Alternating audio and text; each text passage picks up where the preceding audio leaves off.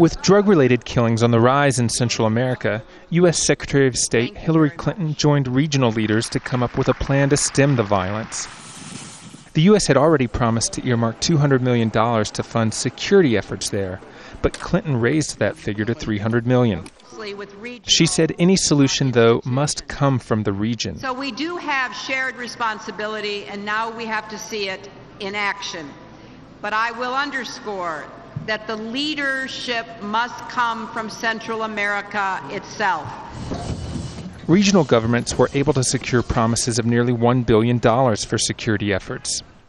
Mexico's President Felipe Calderón said ingrained violence was holding countries back. The lack of security is becoming the main obstacle for development and wellness of our peoples. The conference comes amid a flurry of activity by Mexico's government in its war against the drug gangs. On Tuesday, Mexican police arrested José de Jesus Mendez, the alleged leader of the cartel La Familia. President Calderón said it's a major blow to the gang. Some analysts say such arrests are often a negotiated deal as the government tries to show a strong hand before next year's presidential election. Meanwhile, the violence is a daily occurrence.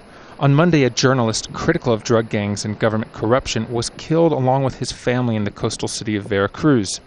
In recent weeks, mass graves have been found across the country. As high as the violence is here in Mexico, that pales in comparison with the level of violence in Central America. That region, plagued by decades of violence, has a murder rate nearly 5 times as high as Mexico's.